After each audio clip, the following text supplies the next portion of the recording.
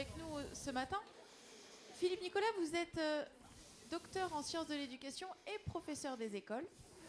Et papa aussi. Et papa aussi. Le plus important. Oui, c'est essentiel. Quand vous vous définissez comme enseignant trappeur. Oui. Et vous prenez un retour vers la nature dans le cadre des projets pédagogiques, si je ne dis pas de bêtises. On peut le dire dans le cadre de l'éducation nationale, oui. J'essaie. De la même manière que l'a fait Charlotte, juste après votre intervention qui dure une petite heure, vous vous trouverez à la table pour une dédicace de votre livre. Merci, à tout à l'heure. Bien, bonjour à toutes et à tous. C'est un sacré format qui vous est proposé de venir, je l'espère, à la source des uns des autres, sur un format où vous allez écouter aujourd'hui et demain pas moins de 10 heures d'écoute, d'attention. Alors je tiens à remercier Julien Perron qui m'a proposé d'intervenir en tant qu'enseignant et chercheur de l'éducation nationale. Une éducation nationale que je défends même si il y a, je vais vous en parler dans mon propos, 2 points aveugles qui méritent, j'allais dire, d'être définis et de voir un peu comment est-ce qu'on peut progresser. Alors en 2 mots, pourquoi enseignant-trappeur ? Enseignant-trappeur, c'est un jeu de mots, vous l'avez bien compris, même si je passe pas mal de temps en plein air. Il y a encore une semaine, j'étais à 2500 mètres d'altitude, sous la tente, avec des jeunes, dont ma fille, 8 ans et demi, 30 chiens loups, le poil, la hache. C'est pour ça que j'ai un peu de couleur. Vous l'aurez compris. Alors, enseignant-trappeur, j'avais hésité à un moment donné, enseignant-trappeur pour enfants des villes. J'ai été nommé professeur des écoles il y a 14 ans, au pied d'une barre d'immeubles immense qui fait encore aujourd'hui 400 mètres de long. Et quand je me suis trouvé au pied de cette barre d'immeubles, je dis mais ça existe. J'avais vécu dans un confort, j'avais été élevé dans une ferme, avec un grand-père très aimant, pêcheur, chasseur, cueilleur. Et mon rêve, c'était celui d'être enseignant. Et mon affectation, un 1er octobre, donc 2014, au pied d'une barre de 400 mètres de long, j'arrive un peu impressionné, un peu comme maintenant, là. C'est impressionnant de se trouver face à 200 personnes. Mais ce n'est pas un défi, je crois que c'est vraiment important quand on a vécu des expériences fondatrices pour soi, ses enfants, ses élèves, que de vous les communiquer.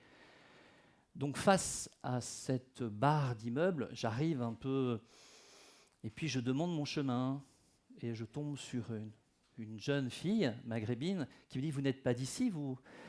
Je dis « Oui, je ne suis pas d'ici. » Ben, ça se voit. Et en fait, il m'a fallu quelques mois pour comprendre en fait ce qui pouvait se passer dans ces grands ensembles, et que dans ces grands ensembles, à la fois la culture et la nature sont un peu oubliées. Et je dois dire, j'ai tenu bon les 6 premiers mois parce qu'il y avait une réplique d'un tableau de Degas sur la danse magnifique. Et quand je descendais de ma classe, et quand j'ai commencé, j'avais des CE2, je prenais un appel d'air pour continuer à être présent avec ma classe. Et je dois dire, ça me vient à l'esprit, je me nourrissais autour de cette reproduction de Degas.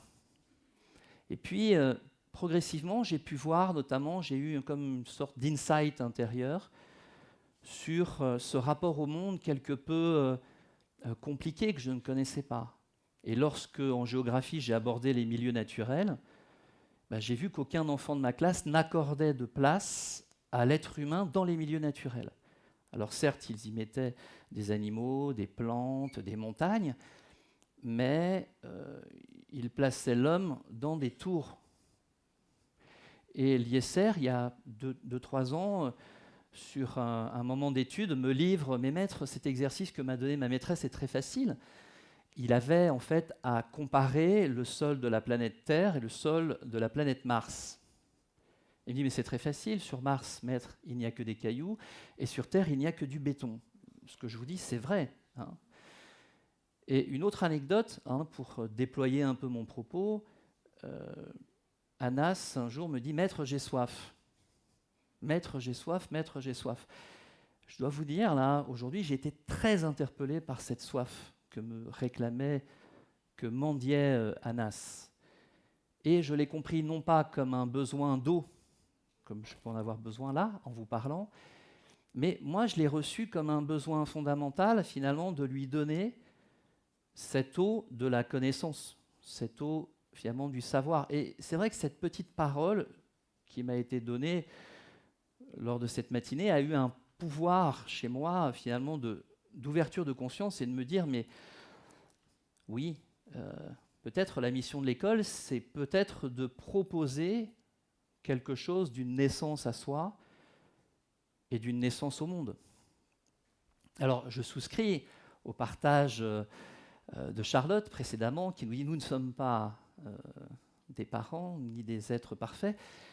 Et pourtant, et je le défendrai dans mon propos, je fais partie de ceux qui disent que le monde est parfait. Pas le monde dans les turbulences, mais le monde dans lequel on est me semble, moi, parfait. Et j'ai, au début de mon temps de parole, la provocation de dire que ce monde est parfait.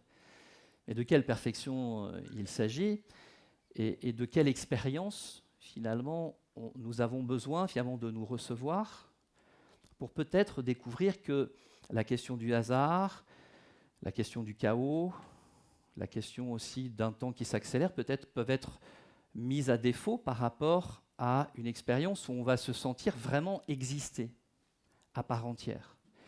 Alors, enseignant-trappeur, qu'est-ce que ça veut dire, enseignant-trappeur ? Enseignant-trappeur, c'est déjà un héritage que j'ai dans mon enfance, je vous l'ai dit précédemment, sur cette enfance célébrée au bord d'une rivière, dans une ferme, avec une basse-cour, des oncles, des tantes, une vie de famille extraordinaire, où chaque jour était une nouvelle journée. C'était la découverte, le rêve sur un caillou, un morceau de bois, la transmission d'un savoir-faire par un de mes oncles, mon premier canif, etc. Et je me suis rendu compte, notamment au pied de cette barre d'immeuble, qu'il manquait précisément cette relation à la nature, qu'il manquait une relation, une confrontation finalement de l'enfant, de la banlieue, à la nature, et pas forcément la nature sauvage. Vous verrez à la fin de mon propos un court-métrage qui a été réalisé l'an dernier, justement. Ça tombe bien avec les neiges il y a quelques jours sur Montpellier. Vous ne serez pas dépaysés, vous aurez de quoi voir à la fois des jeunes de banlieue, une tente, un poêle, des chiens loups, vous verrez un petit peu tout ça. Donc, une prise de conscience que peut-être, entre l'intime conviction d'une vocation, j'aime bien ce mot de vocation, pressentir dans son parcours de vie, dans son chemin de vie, qu'on est fait pour quelque chose. Moi, ça a été le cas très jeune, avec 2 enseignants qui ont marqué vraiment ma vie. Et dans mon cœur d'enfant, ça palpitait, je serai un jour enseignant, je serai un jour enseignant. Et puis, vous imaginez, je suis donc nommé Villeneuve-la-Garenne, au pied de la Caravelle, et là, je dis, je serai enseignant combien de temps ? Ça va durer combien de temps ? Alors, j'ai fait comme tous les enseignants qui sortent on va dire un peu du sérail, je me suis conformé aux injonctions. Et puis au bout de 6 mois, j'arrive bien épuisé. J'avais à l'époque une petite AX, je rentre dans mon AX, je dis mais ça n'a pas de bon sens, ça. Qu'est-ce que ça veut dire ? J'ai toujours voulu faire ça, j'ai eu de la joie dans ma formation, ça s'est magnifiquement passé. Et puis petite voix intérieure, fais donc ce que tu aimes, qui rejoint ce que nous partageait Charlotte. Fais donc ce que tu aimes. Et ma prédisposition, c'est donc la nature, un peu la pêche, une passion pour l'aquariophilie. Donc j'écoute, c'est intéressant, j'écoute cette petite voix alliée. Il faut dire que les 6 premiers mois, j'avais été mis bien par terre, où je ne comprenais pas, effectivement, on ne parlait pas, il y a 14 ans, d'éducation positive, mais je voyais que dans ma classe, ça partait un peu dans tous les sens, quoi. Et ce que nous décrivait Charlotte sur coller des choses, partir dans tous les sens, imaginez x25. On rentre chez soi, on se dit mais qu'est-ce qu'on peut faire ? Comment on pallie à ça ? Et puis d'accueillir finalement au moment, et c'est intéressant dans nos vies, au moment où apparemment tout s'ébranle. Apparemment, c'est plus tellement, on n'est plus très au fait d'une vocation qui était naissante. Ces moments-là, ces moments de crise, ces moments de passage, ils sont extrêmement importants. Parce qu'on est vulnérable, on peut être faible, mais on peut vivre une expérience de recevoir quelque chose d'un conseil. On peut entrer dans une posture d'humilité, c'est-à-dire devenir peut-être moins orgueilleux, moins j'assure, dire tiens, des enfants de 8 ans me mettent à mal. Qu'est-ce que ça veut dire ? Et de sentir que finalement cette petite voix qui parle bien souvent, qui me disait mais fais donc ce que tu aimes, Krishnamurti l'a reprise. Aime et fais ce que tu veux. Aime. C'est un axiome très fort. Aime et fais ce que tu veux. C'est pas fais ce que tu veux. La toute-puissance, elle est sans amour. Elle est fais ce que tu veux et c'est très bien. Le préalable à l'action, c'est bien celui d'aimer. Et donc, dans mon propos, j'aurai trois temps. Puis je pense que je peux fermer ça, j'en ai pas besoin. Je pensais avoir besoin de m'appuyer, peut-être que tout à l'heure. Mais je vais essayer finalement sur les 50 minutes, parce qu'il y a 10 minutes accordées au film, de développer finalement mon propos autour de 3 temps. À l'école de la vie, se relier, se donner, et le dernier point, s'élever. Donc je reprends sur cet axiome très fort, aime et fais ce que tu veux. Se relier, c'est évidemment se relier à soi-même, se relier au tréfonds de soi. Et évidemment que ce n'est pas si simple que de se relier au fond de soi-même, que ça demande parfois un travail de jardinage, de désencombrement, de grande vulnérabilité, on n'a pas tellement envie. Et voyez comme quoi le socle commun de la connaissance, des compétences et de la culture en vigueur depuis 2016 est intéressant sur la culture. Regardez par exemple l'histoire qu'on connaît tous du Petit Poucet. Quand on voit, par exemple, quand on pressent qu'on veut entrer en relation avec des enfants qui dysfonctionnent et on pressent quelque chose autour du rejet ou de l'abandon. On ne peut pas aborder frontalement le rejet, l'abandon dans sa classe. Mais le fait d'aller chercher l'héritage du socle de culture, en l'occurrence le Petit Poucet, de la donner à s'approprier, eh bien, ça permet finalement à l'enfant de construire son rapport au monde, son rapport à sa famille et son rapport aussi peut-être à ce qu'il vit, qui peut être, pas tout le temps, mais qui peut être très proche d'un désamour. Évidemment que moi, en tant qu'enseignant, je valide que ce qui dysfonctionne, les troubles de comportement des enfants, bien souvent, il y a une blessure cachée. Il y a quelque chose finalement d'une telle violence que cette violence, elle a été masquée sur des troubles.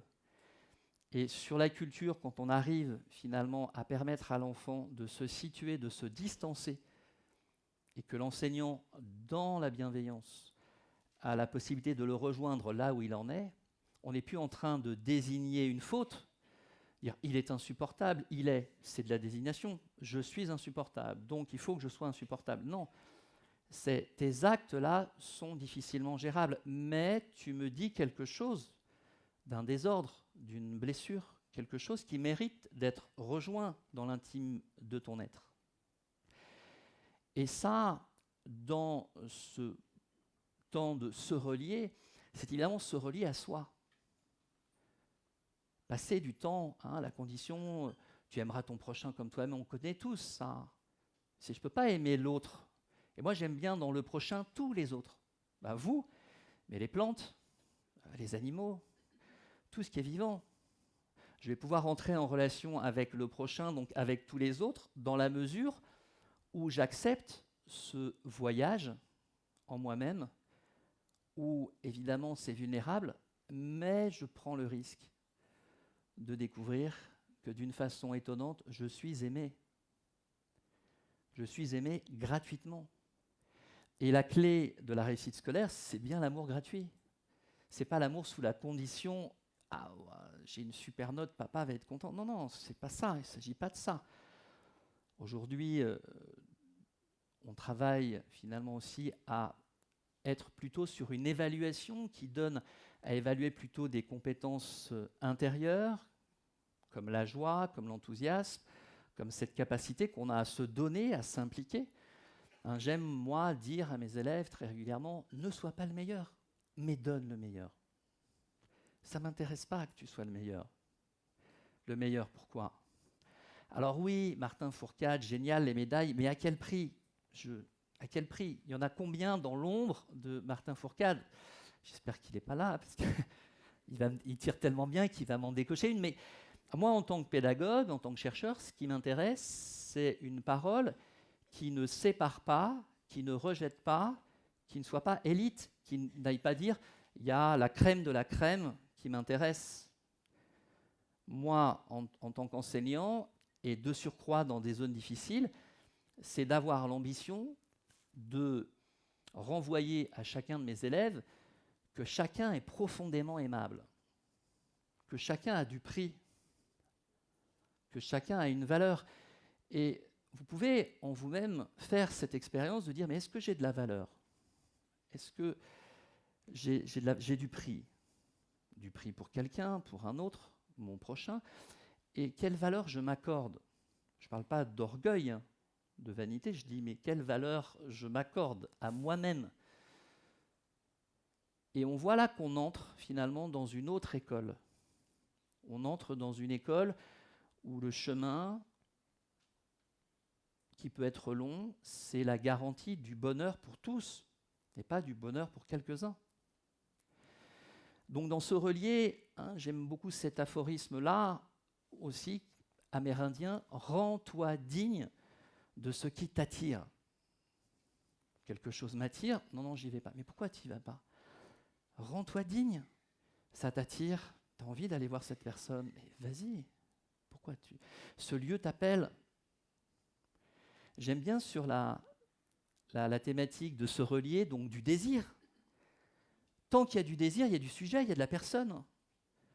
Le jour où vous n'émettez plus de désir, vous êtes enfoui tout au fond en vous. Vous êtes un peu comme le Bernard l'ermite tout au fond, il faut quand même aller vous rejoindre quelque part. Celui qui se dit être dans la bienveillance, il a non pas ce devoir, il a cette attitude normale de ne pas juger, donc de ne pas désigner. Ça, c'est un grand piège. Par exemple, le bouc émissaire, il est désigné par les autres comme le fautif alors qu'il n'a rien fait. Il faut sortir de ces schémas de désignation et plutôt de dire, mais il y a un chemin. Si c'est 2 ans, 3 ans, 4 ans, il faut que je le prenne. Et c'est pour ça, moi, j'aime à dire que dans ma classe, il y a toujours 3 mois de travail intensif où je me donne d'entrer véritablement en relation avec chacun de mes élèves. Et donc, en apparence, il ne se passe rien, mais en profondeur, il s'en passe des choses. Parce qu'au moment où vous accédez à vous-même, autre question, par exemple, sur la question du désir. Qu'est-ce qui ferait votre cœur amoureux aujourd'hui ? Posez-vous la question, qu'est-ce qui ferait votre cœur amoureux ? Et quand on fait la liste, ça peut être un exercice, et de se rendre compte si on est véritablement sincère, que dans les heures et les jours qui suivent, en écho, en réponse à l'évocation de ces désirs, il y a une vraie rencontre qui se passe. C'est-à-dire qu'on expérimente cette perfection du monde, qu'il y a quelque chose, une loi universelle de l'amour qui fait que vous rencontrez en fait votre désir. Je ne parle pas des pulsions partielles, etc., comme m'avait dit Philibert, un gars formidable. Ah bah maître, moi vous me posez la question, qu'est-ce que j'ai envie de faire cette année ? Sauter en parachute. Je dis, mais écoute Philibert, ton projet est formidable, mais moi je ne peux pas, je peux pas, moi j'ai pas les moyens. Et puis sur le plan de la sécurité, du risque et de ta famille, non, je ne peux pas faire ça. Mais par contre, on peut ensemble co-construire un projet. Je peux avec vous accompagner dans la mesure où vous me verbalisez ce que vous avez envie de vivre cette année. Et quand vous posez la question à des élèves qui n'ont pas été forcément sous le regard et non pas dans les mains, mais sous le regard d'un enseignant ou d'une enseignante bienveillante, quand vous leur posez la question « Qu'est-ce que tu aimerais faire cette année ?» Ils se retournent. Elles disent « Mais je ne sais pas, on ne m'a jamais posé la question. » Donc moi, je vous pose la question, qu'est-ce que vous aimeriez vivre aujourd'hui ? Qu'est-ce que vous désirez au fond de vous ? Donc le désir a à voir avec la personne, a à voir avec ce que l'on est en tant que sujet. Ça, dans le lien à se relier, ça me paraît extrêmement important de se relier à ce qu'on a vraiment besoin, nos besoins de désir, notre besoin d'être vu, d'être reconnu aussi. Et parfois, il y a besoin de descendre, et il est vrai que des enfants, mais ça peut être aussi dans nos relations affectives, on peut être mis à mal, testé sur l'accompagnement.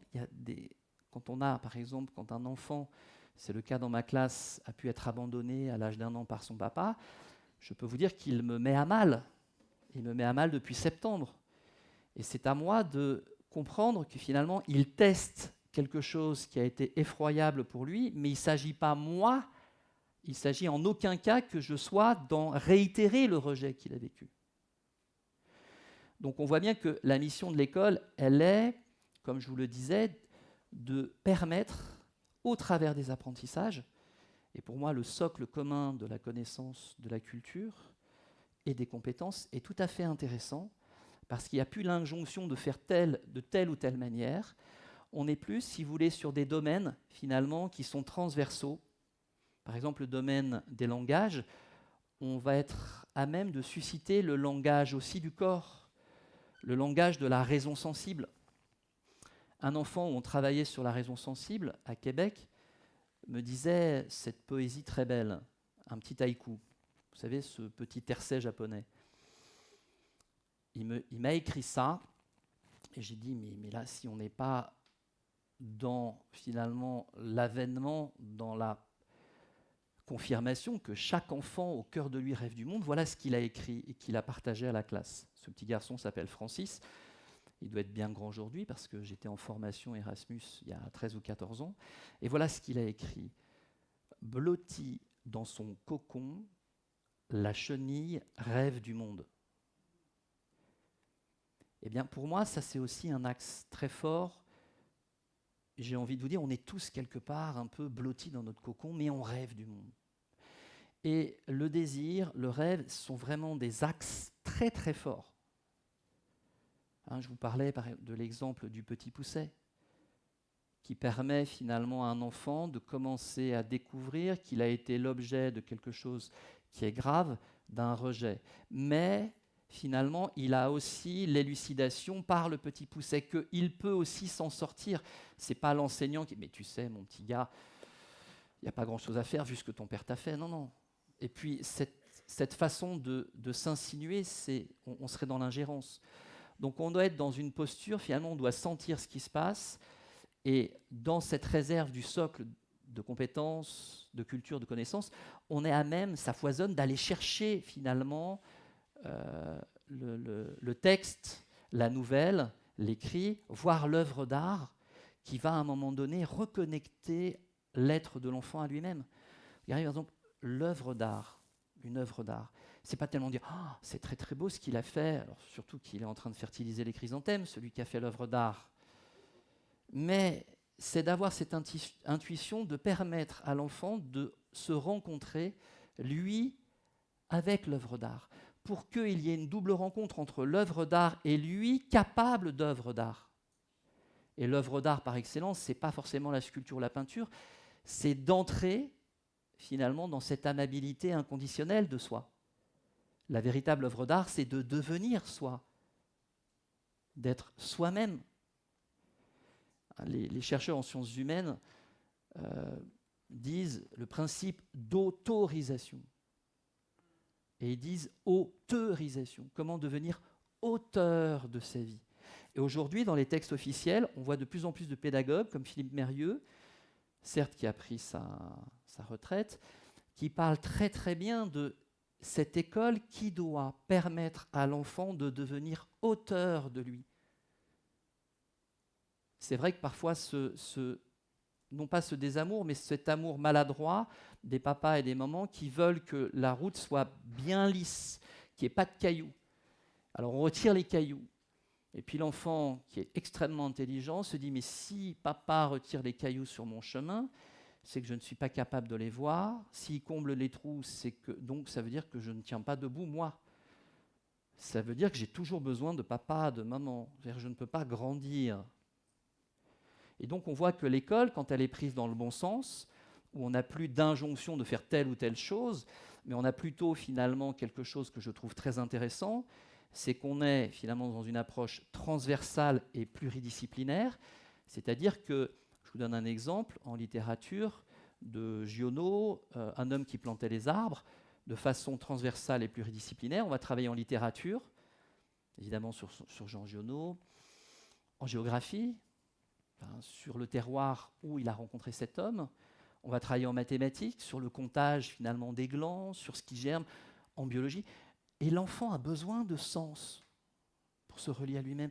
Si ce que vous lui donnez à vivre dans l'école est plein de sens, qu'est-ce qu'il fait? Mais il s'ouvre.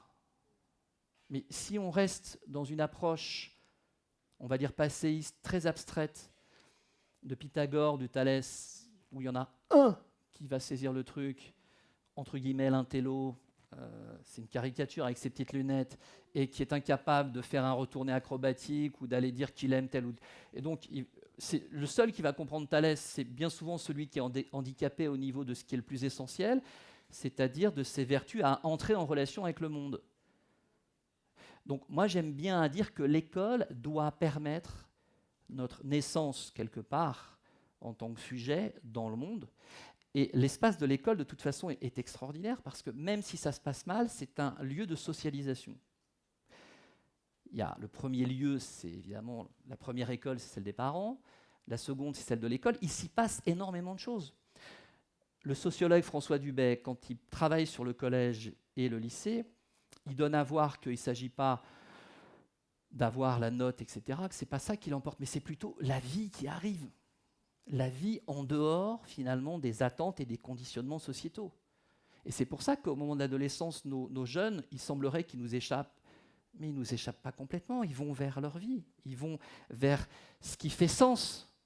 C'est-à-dire, à un moment donné, tiens, je découvre, je ne l'avais jamais vu, Vanessa est à côté de moi, ça me fait quelque chose, mais c'est essentiel comme expérience. Je ne suis pas en train de minimiser les apports, les apprentissages, et on va le voir dans l'illustration du film, du court-métrage. Mais voyez, ce premier point, se relier à soi, se relier au prochain, se relier à tous les autres, toutes les formes de vie.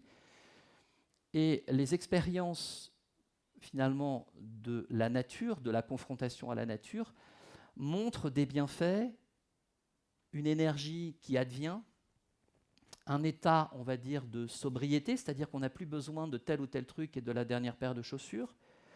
On découvre que pour l'expédition avec notre maître, il ne s'agit pas d'avoir les dernières Nike, ça ne sert à rien, mais il faut avoir les chaussures techniques. Il faut avoir les chaussures techniques. Parce que là, il ne s'agit pas de se montrer, il ne s'agit plus d'être dans la séduction, dans l'image, il s'agit d'entrer dans l'être. Il s'agit d'entrer en soi-même.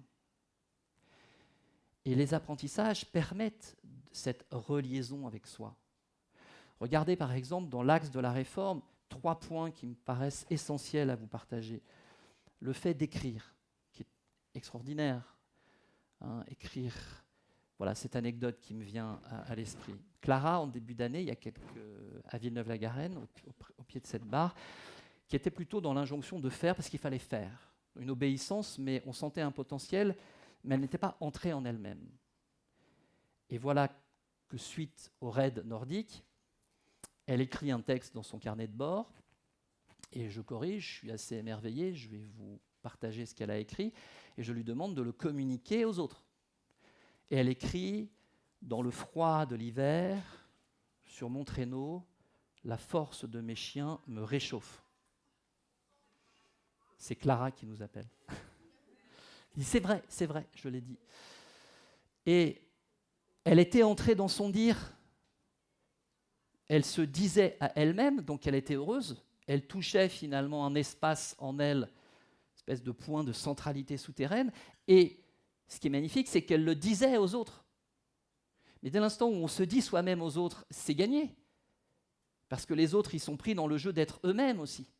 Donc ils ont reconnu finalement qu'elle n'était pas forcément une poète, mais qu'elle avait vécu quelque chose.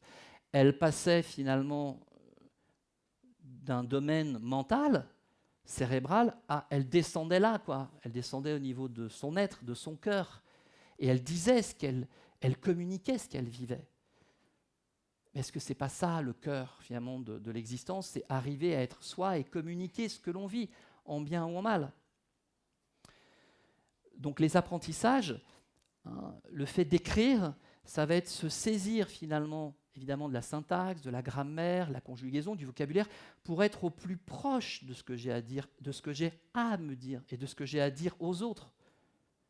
Et le tâtonnement, de passer par le brouillon en vue de reprendre finalement son brouillon pour être capable d'en faire son chef-d'œuvre, c'est sentir qu'on doit atteindre le plus juste de soi-même. On ne doit plus être « Ah, bah, il m'a demandé ça, je l'ai fait ». Non, non.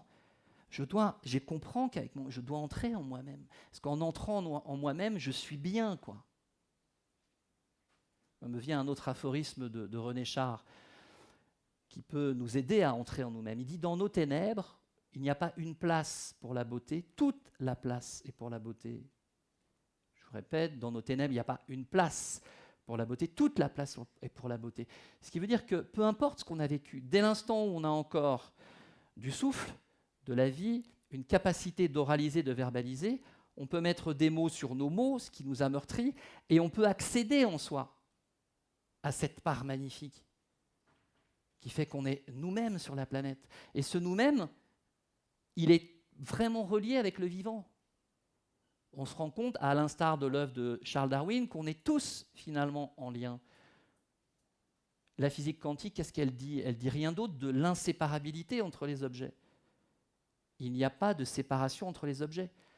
Il n'y a pas de séparation entre vous et puis votre famille lointaine, même au Chili.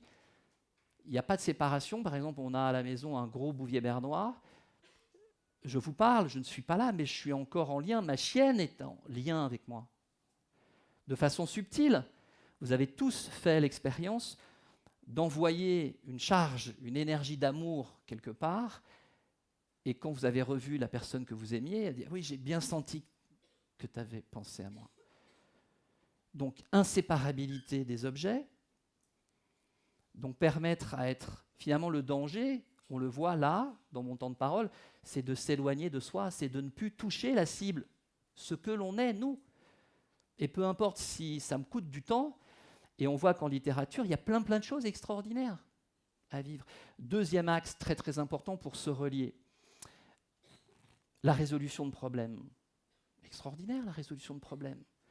Cédric Villani, notre médaillé Fields, il dit tout est mathématique. Vous vous rendez compte, un enfant qui rentre chez lui et qui se rend compte que de l'infiniment petit à l'infiniment grand, il y a une espèce d'ordre mobile du monde extraordinaire où il n'y a pas de chaos, alors excepté peut-être des grands trous noirs, mais ceux et celles qui ont pu observer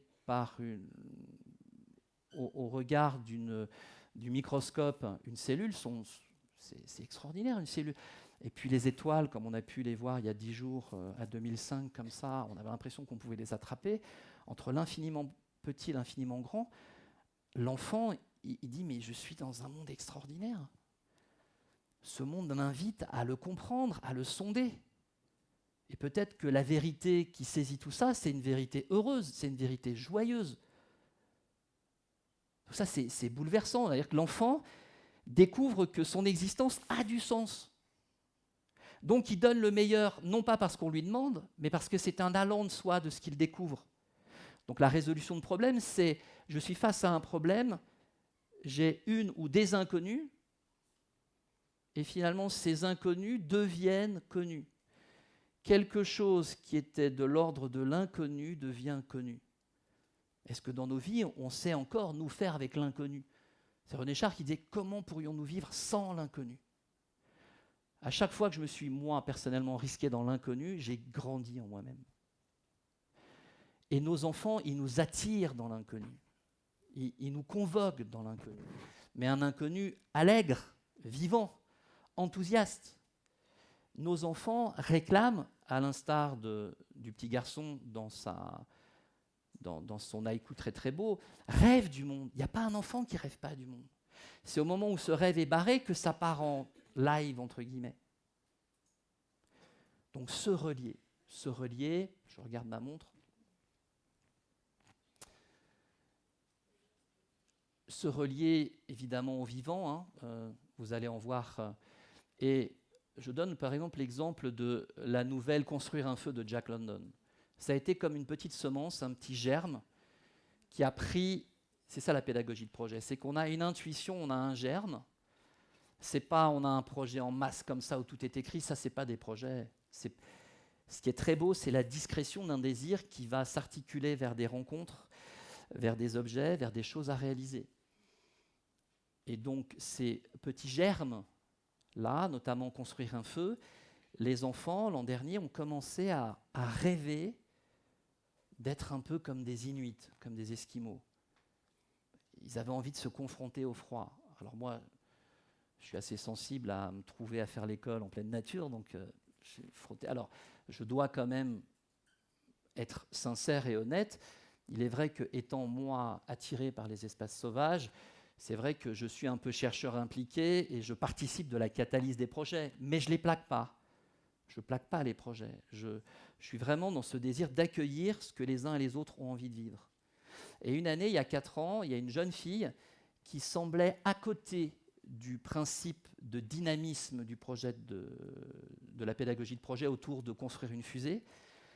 Et en fait, il m'a fallu être un peu plus patient et découvrir que elle, son talent, sa compétence au service du groupe, c'était d'organiser le lancement de la fusée. Elle avait été, entre guillemets, à côté de tout ce qui était plan, géométrie, mais elle avait à cœur d'organiser comme une hôtesse extraordinaire l'accueil des parents, l'inspecteur, elle avait pensé des affiches. Et c'est ça, finalement, la pédagogie de projet. C'est à un moment donné, vous ne savez pas, mais vous allez, dans l'énergie, dans l'enthousiasme, révéler des talents, des dispositions. Et c'est cette disposition-là qui nous aide. Quand je vous parlais tout à l'heure, pour moi, de la vocation, c'est je suis appelé, quelque chose t'attire, mais rends-toi digne. Tu ne te rends pas digne aujourd'hui. Tous, je suis certain, si on faisait ce petit travail en atelier, vous avez occulté à un moment donné une invitation à un grand bonheur dans la vie. On peut faire l'exercice. Qui se sent proche de ce que je partage là ? Bon, ce n'est pas la majorité, c'est bon. Mais on voit que finalement, on n'a pas pour quelle raison. C'est l'histoire magnifique d'Antoine de Saint-Exupéry, qui avait une magnifique carrière de peintre, qui l'a éconduit, et puis la panne dans le désert, il rencontre un petit bonhomme qui le confirme précisément sur ce qu'il a toujours voulu faire, mais que les adultes n'ont jamais confirmé. Donc on voit bien qu'on est tous pris dans un principe d'autorisation, et que l'enseignant de surcroît doit être une personne formée à lui-même, non pas parfaite, mais ayant sondé et traversé ses blessures. Un enseignant qui n'a pas traversé ses blessures, il ne peut pas, face au rejet, il va tout prendre de front, il va dire « ouais, c'est une classe 2 ». Et voilà, l'échec total. Ça veut dire que là, par exemple, l'éducation nationale doit vraiment faire en sorte que son corps enseignant vive ou soit pris dans un processus de compréhension de soi-même. Et d'ailleurs, ce qui est magnifique, c'est lorsque vous êtes enseignant et que vous avez l'humilité de poursuivre, parce que c'est quand même compliqué, de voir en fait que votre classe est un laboratoire extraordinaire qui vous renvoie à vous-même, sur vos forces, vos fragilités. Et je mettrai un petit bémol, moi je ne pense pas qu'un enfant appuie volontairement sur une faiblesse. En fait, il essaye, c'est Isabelle Peloux qui le partage, il essaye de voir si vous tenez debout. Si vous tenez debout, alors il va s'ouvrir. Mais si vous ne tenez pas debout, il ne va pas le faire. Mais penser qu'un enfant veut aller toucher ou... Non. Il n'a pas cette lecture-là. C'est que nous, on est construit avec tout plein de masques, tout plein de peurs. Et que le vrai travail, en fait, c'est d'entrer en soi. Il y a un très beau mot, Socrate parlait de la maïotique. Comment j'adviens à moi-même, espèce de... Moi, je dis, aujourd'hui, les enseignants doivent être des maîtres et des maîtresses accoucheurs, accoucheuses. Vous savez, je suis là à Gennevilliers, c'est une banlieue aussi difficile, je suis émerveillé de la répartie de certains de mes élèves.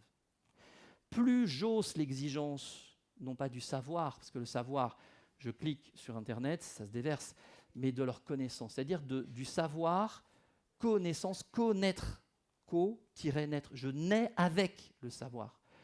Et donc, mon rapport au monde change, donc je m'inscris dans le monde. Et le monde, dans la physique quantique, il y a une intelligence extraordinaire. Le monde est profondément amical.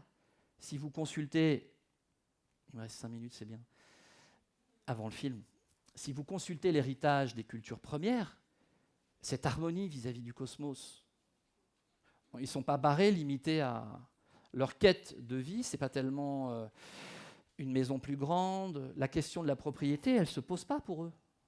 Elle ne s'est jamais posée. Nous, elle se pose, donc finalement, on se met sur nous des charges incroyables, et puis on a des enfants extraordinaires, on a les enfants qu'il faut qui arrivent, et puis ils viennent déconstruire tout ce qu'on a monté, mais qui nous empêche d'accéder au bonheur. Donc se relier à soi, se relier aux autres, se relier aux parents, aux intervenants, et dans l'expérience que, aussi bien dans ma classe, avec un poisson, avec un bonsaï, lors de la sortie, j'ai pu découvrir finalement que je pouvais entrer en relation avec l'animal. Vous allez voir les chiens-loups, là, j'ai vu des enfants advenir en eux-mêmes par le regard du chien-loup, espèce de œil dans œil, ce face à face, se regarder. Est-ce qu'on se regarde et est-ce qu'on arrive à voir en nous la part blessée? La part blessée, c'est la part qui appelle l'amour. Hein, l'expérience fondamentale de l'existence dans l'école, c'est l'énergie universelle de l'amour. Tu as du prix. Ce que tu fais là est extraordinaire. Je parle de Rime, ce que je lui ai dit, je dois aller à Montpellier, je parlerai de toi. Mais Rime est extraordinaire en matière de maturité, elle me dépasse. Et le rôle du maître, c'est parfois de dire, quand j'ai remis le livret à sa maman, où je n'évalue pas, je ne mets pas de notes, hein, je lui disais, vous savez, vous avez une enfant exceptionnelle. Oh, merci. Je dis, non, mais prenez le temps d'assimiler, d'engrammer que votre enfant est exceptionnel. Elle a le pouvoir d'enchanter le monde. Enchanter le monde, ce n'est pas au niveau c'est nous-mêmes, chacun, à côté de soi.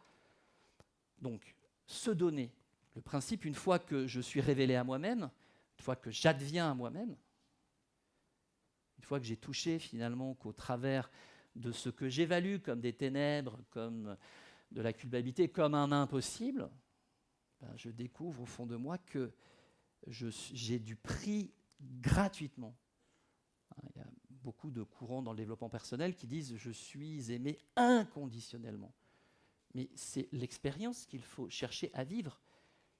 Et un enfant, très rapidement, peut vivre qu'au contact d'un maître, d'une maîtresse, au premier degré, j'entends, à l'école, il peut vivre quelque chose d'un rapport à lui qui change. La rencontre avec un chien, quand je disais finalement la spirale du projet après construire un feu, c'est évidemment de se dire, moi je les accompagne, je dis, oui, très bien, alors on va où? Il faut nous aider, maître, très bien. Et on y va avec quoi? Comme les Inuits, avec des chiens, des traîneaux. Tu les as, les traîneaux?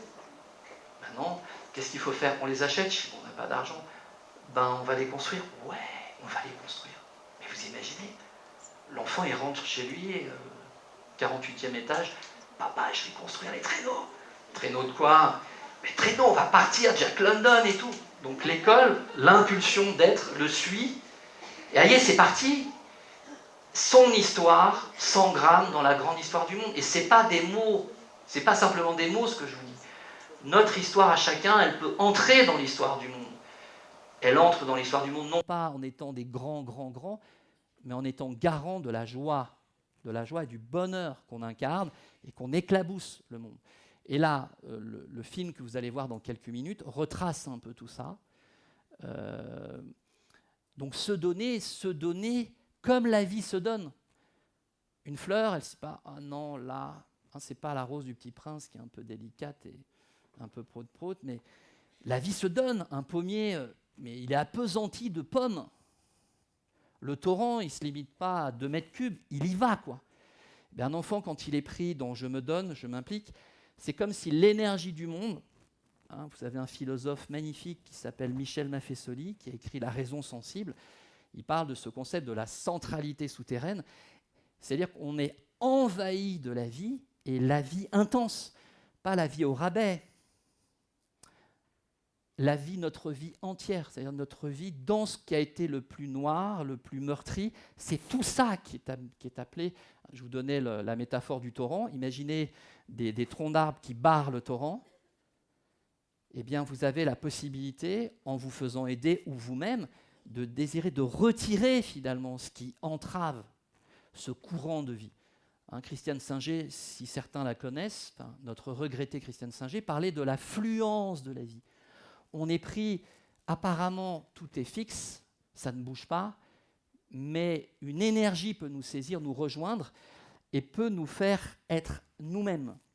Donc le se donner, c'est se donner dans les apprentissages. Et lorsque je me donne, il n'y a plus de niveau à respecter, c'est-à-dire qu'on dépasse et on incarne.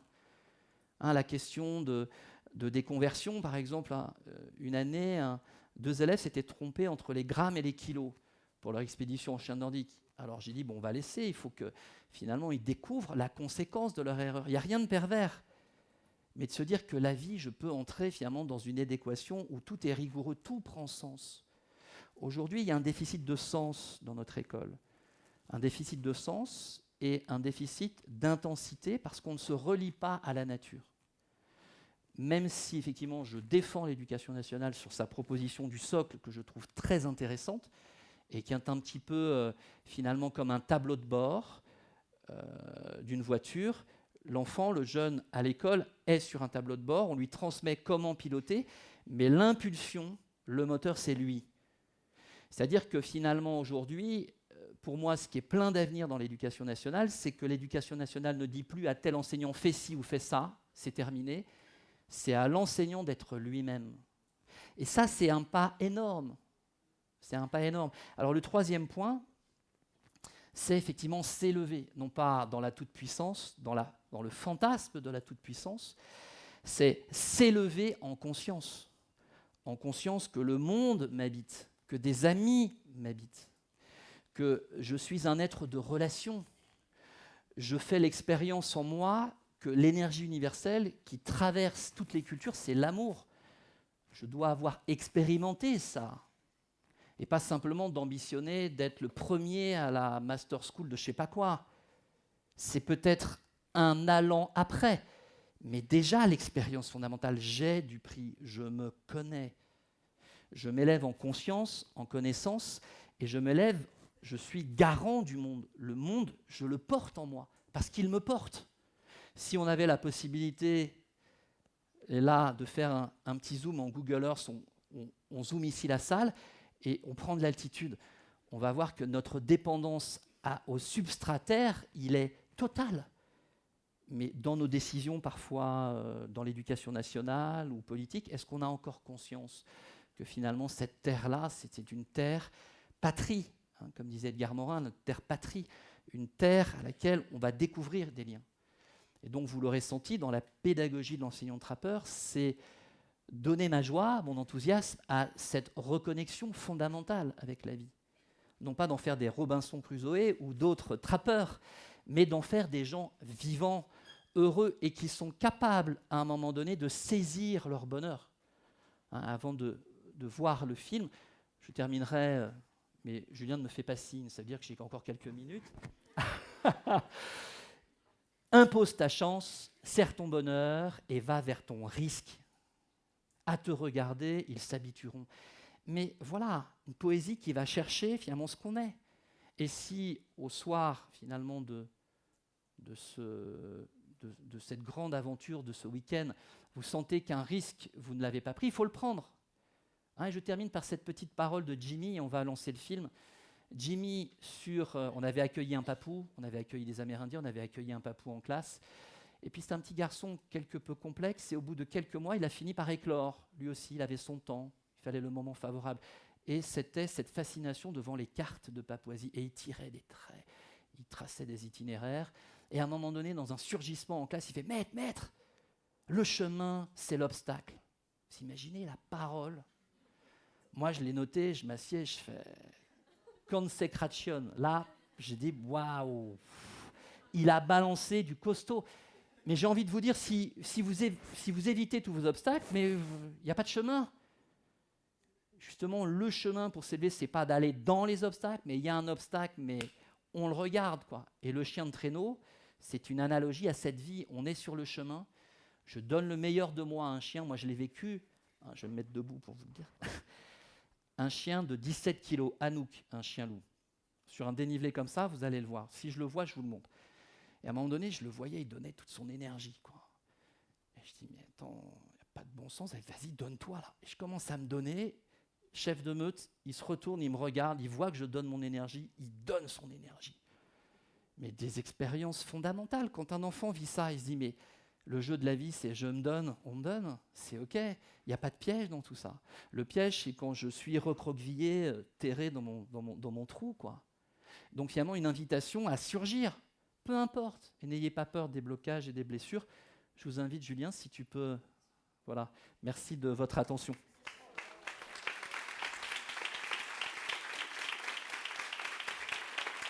Merci.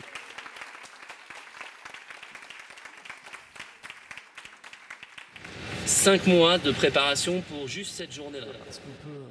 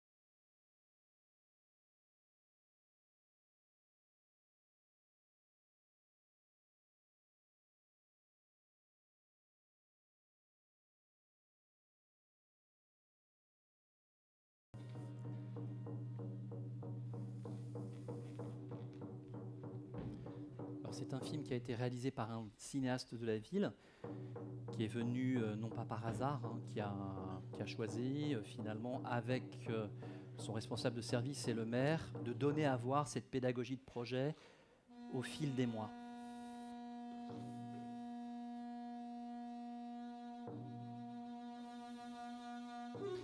Et nos enfants ont le pouvoir de répondre aux questions socio-historiques du monde. Ne pensez pas qu'il faut attendre 25 ans. Vous allez voir des exemples extraordinaires d'enfants finalement qui, dans la conscience, sont à même d'apporter finalement les alternatives. Ils n'ont pas les clés et les moyens pour le dire, mais leur conscience et leur cœur est arrimé à ce que vit le monde aujourd'hui.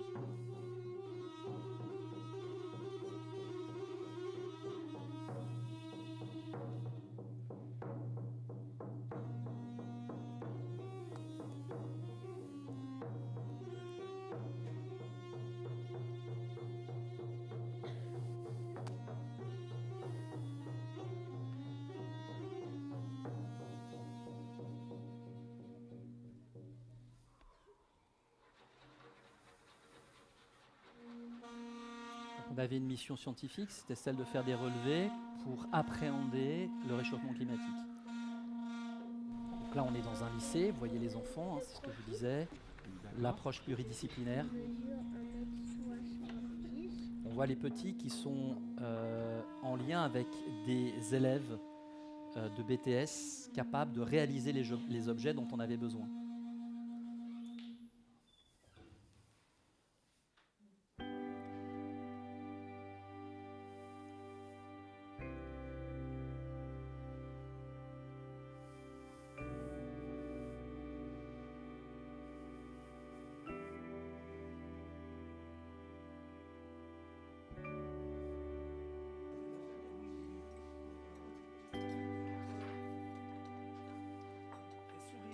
depuis la banlieue, ce qui est extraordinaire, au carrefour des nations, au carrefour du monde. Sur 25 enfants, vous avez 15 ou 16 nationalités différentes. 5 mois de préparation pour juste cette journée-là. Donc on a la chance d'avoir plein de monde qui nous accompagne. On est en petit groupe. Il y a un renfort d'adultes, il y a une animatrice avec nous. Tout va bien se passer, il n'y a aucune appréhension à avoir. Un rêve qui va se réaliser. Vous voyez l'espèce de surgissement, quand l'espace de la classe est ouvert, ça surgit comme ça, c'est magnifique. Donc voilà, nous y sommes pour de vrai. Ce matin, RED 1. C'était l'an dernier. Et il y a 10 jours, j'étais à nouveau avec John, ses chiens. 2005, vous allez voir. Avec des jeunes qui venaient de... Donc, 15 jeunes plus ma fille. Ont vécu une... C'est énorme. Voilà, John Perolaz, un homme exceptionnel. Et 2 pères d'élèves qui sont venus de prêter main forte. Donc on vit pour de vrai, il faut installer la tente, il faut avoir construit un poêle, installer le poêle, il faut identifier comment on fait un feu sans allumettes, vous allez voir. Quand vous savez à 10 ans faire un feu sans allumettes, je crois que c'est le meilleur des baccalauréats. Moi je vous dis, ça va tout droit. Voilà.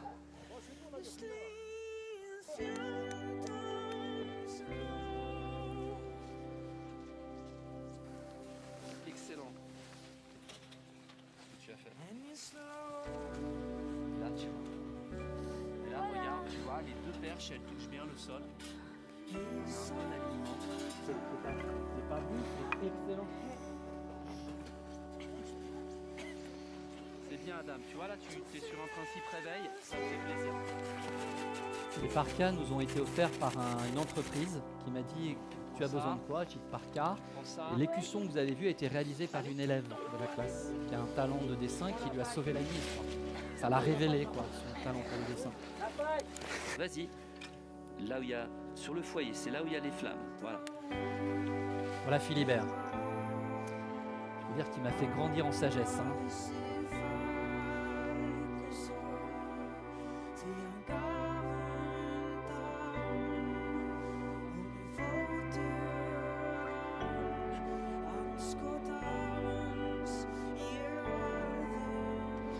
Et le lien à l'élément feu aussi, on a oublié, nous on appuie sur un bouton, tout est électrique. Si je veux boire quelque chose de chaud ou faire un petit panini à 2005, il faut qu'il y ait du bois dans le poêle. Donc il faut que j'ai des outils pour couper le bois, il faut que je sache. Donc, tout ça, ça convoque votre corps, vous rentrez dans une existence qui est intense. Il ne s'agit pas d'être chronométré dans ce qu'on fait, c'est de vivre.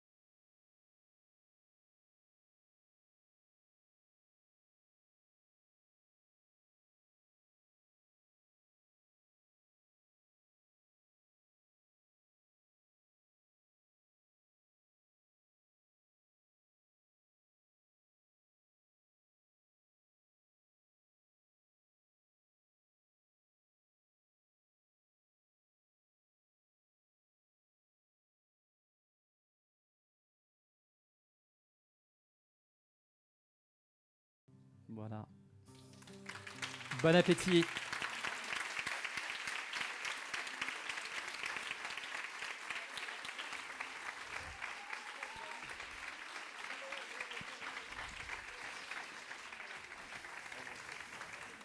Merci. On va prendre 2 petites minutes pour les questions avec la salle. Ah oui, très bien. Si vous le Ouais, souhaitez. ah bah oui. J'ai l'impression que ça bouillonne. Ça bouillonne. C'est le réchauffement, le bon réchauffement alors. Merci du fond du cœur, merci. C'est un moment culte, quoi. Mon grand, culte, je ne c'est beau, sais c'est pas. magnifique. C'est ma manière de le vivre. Merci beaucoup. Merci, je le reçois. Hommage. Merci. J'aurais voulu réentendre doucement, pour louper aucun mot, la dernière poésie que vous avez dite. De René Char. Ah non, celle qui était faite.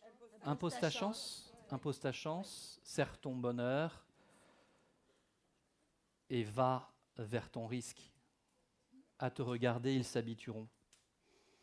Je pense que dans cet aphorisme, on a de quoi... Mais vous savez, vous mettez Impose ta chance, René Char, sur Internet, vous allez rentrer dans la vie magnifique d'un poète qui a donné René Char. Je vais vous donner le micro. Merci. Déjà, merci pour cette beauté. Là, il y a vraiment... j'ai connu. J'ai envie de dire connaître, j'ai connaître, parce que vraiment, j'ai l'impression qu'on était tous reliés. Là, c'était très beau, un très beau moment, comme vous venez de le dire. Et je voulais juste vous demander ce que vous pensiez, vous, de l'école à la maison, par rapport au fait de se relier. Parce que, en fait, tout ce que vous avez pu nous dire sur votre enfance à vous, moi, c'est celle que j'aimerais offrir aux miens. Et voilà, je voulais juste ça. L'école à la maison, dès l'instant où il n'y a pas de maltraitance, moi, quand je disais que je défendais l'école de l'éducation nationale, c'est l'école pour le plus grand nombre, c'est l'école gratuite, c'est l'école qui peut être en devenir. J'ai des liens avec des écoles alternatives, évidemment, mais je trouve que se retrouver au pied d'une barre et donner finalement son meilleur à des jeunes qui peut-être ne pourront jamais vivre des expériences comme ça, il y a quelque chose, moi, où je me suis senti invité à le faire. Je ne dis pas qu'il faut nécessairement le faire.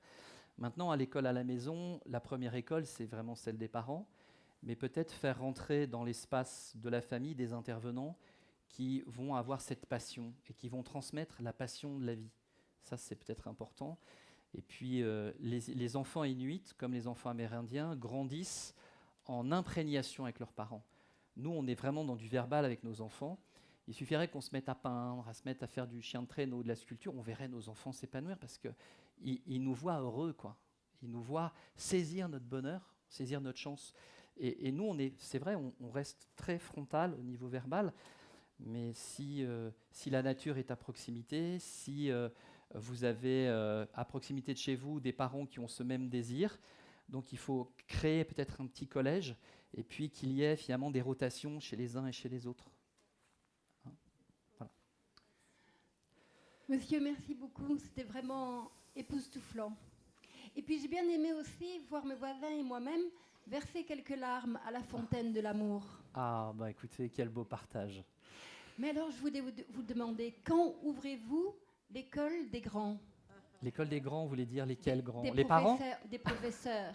Ah. Des professeurs de façon à ce qu'ils puissent toucher autant d'âmes et d'enfants que vous ne écoutez, le faites. mon inspecteur est venu m'inspecter l'an dernier en novembre et m'a demandé de passer maître formateur, donc ça répond un peu à votre question.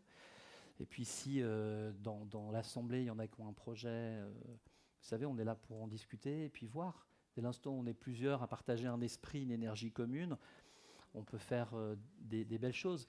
Hein, et je tiens à dire qu'un projet comme ça, ça ne coûte rien en fait. C'est simplement recréer du lien, se relier, une énergie qui fait que chacun se sent invité à donner ce qu'il a. Et on ne compare pas l'entreprise qui a donné les parkas et celui qui a donné rien, enfin qui a donné des bouts de bois, on s'en fiche. C'est d'être pris dans la dynamique du don. Parce que la vie, c'est je donne, je reçois, je rends. C'est ça la vie, quoi. C'est Jacques Moreau, un copain là, qui monte aussi des séjours polaires, directeur CNRS en embryologie. Quand il parle de la cellule, je vais dire à Julien Perron, il faut que Jacques Moreau vienne parler ici. Quand il parle de la cellule, mais on est émerveillé. Il dit la cellule, c'est un lieu d'interaction extraordinaire. Ça donne, ça reçoit, ça échange, ça restitue. Enfin, et pourquoi nous, on ne serait pas comme ça alors qu'on emporte des milliards de cellules en nous?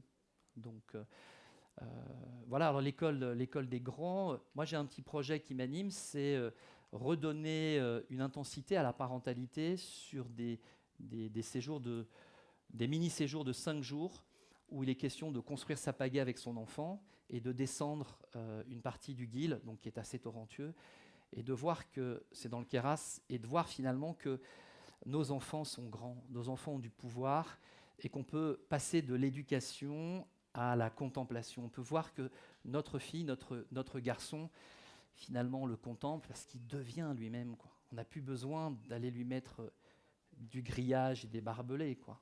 C'est avoir cette confiance viscérale en l'existence. Et moi qui vous parle, vous m'auriez vu il y a 5 ou 6 ans, je n'étais pas comme ça. Quand je vous parle de descendre en vous-même, d'aller voir finalement que dans nos ténèbres, il y a de la lumière, c'est pas de la poésie, il faut y aller. Je vous invite à le faire. Hein. Merci beaucoup. Je Voilà. vais être obligée de vous couper parce Très bien. que la pause déjeuner sinon sera très Voilà. courte. Merci. Merci beaucoup. Je vous rappelle que...